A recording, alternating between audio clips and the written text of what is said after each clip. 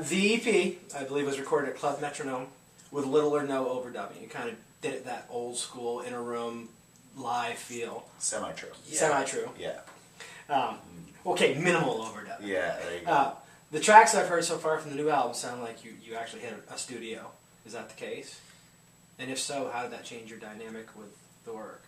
Because you were doing, for the first record, you were doing the vocals during the takes. Mostly. Right? I think out of three out of the 5 songs I did, they would take the vocals in the room there. Yeah. And then, but like the first record, you gotta understand, came out of like 30-minute jams. And then we got on and we like chopped up some shit and pieced a couple things together and then just like chopped out like a 10-minute section. Out of like, Who Do You Think You Are was really like 23 minutes. Yeah, there's a lot. There's a lot of guitar playing. Maybe they don't need all that. A lot of exploration.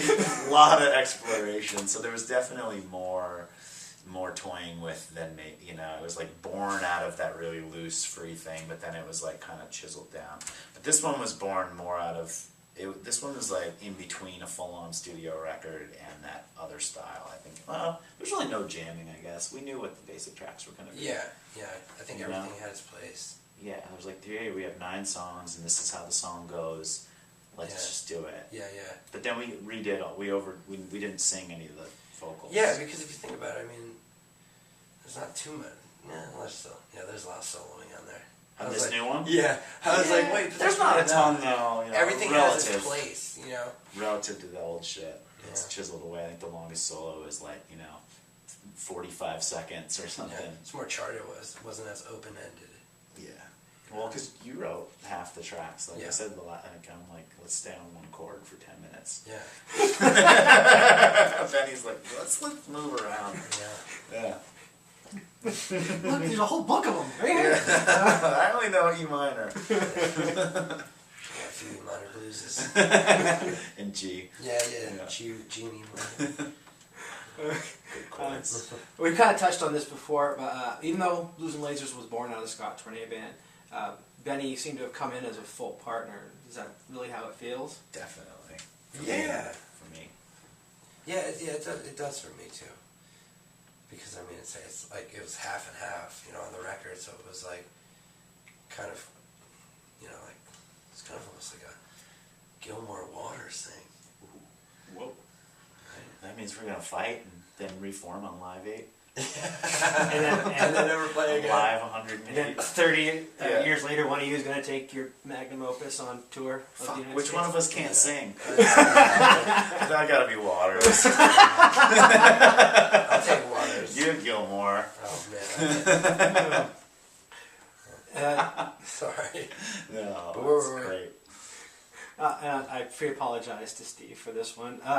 Does Steve's lack of follicle fortitude make him less blues or less lasers? I don't even know where to begin to answer that one.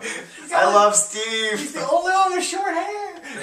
Yeah, I've been warning him about that. Benny's on his ass night and day about that. And then you get all mad at Johnny when he cuts his hair. They gotta grow their hair. Benny's and like, beard. the Chia master. Not working for the cops or the man. Yeah. Playing rock and roll. That's right. Steve needs to keep his boyish good looks intact. He's working a straight job, unlike the rest of us. Well, you should. And this actually we touched on earlier too. Scott, you seem to be using the Gibsons more and more. Has that had an influence on your music direction, or is your music direction because of? Because, I know you're moving to the Gibsons because of the direction.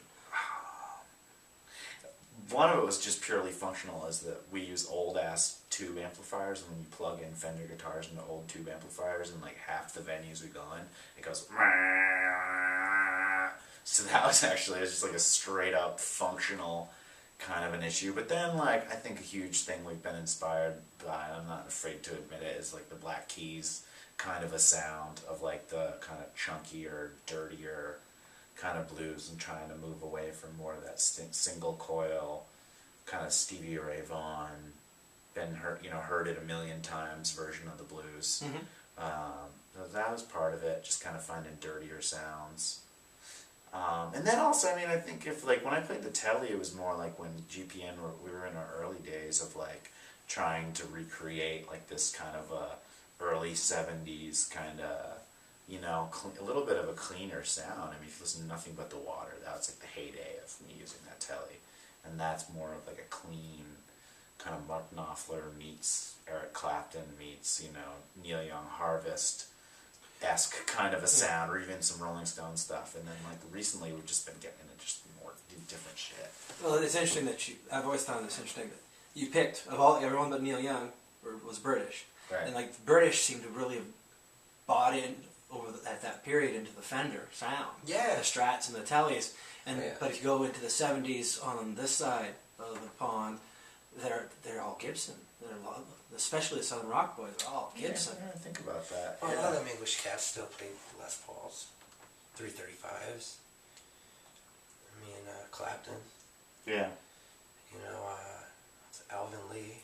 I mean, Hendrix though. I mean, I Jimmy started Page. playing a Strat because of Hendrix. That Yeah. was really the deal. Yeah. And then, like, ever since then, I was always trying to get a even back in the day, I was trying to get a dirty, but I didn't understand it was just because of humbuckers. So I got all these pedals and different pickups, and I was like, wait a second, I think I'm just starting from the wrong. I said all this bullshit. And I just take this and put it over here, and put this over here. And then plus I was in like the huge Roy Buchanan phase for a while, and then I kind of laid that aside for a while. I don't know, man. It's like that. It's that fucking dirty low end that I like from Gibsons. But recently I've been trying to play some different other kind of custom style guitars with humbuckers. Yeah. Okay.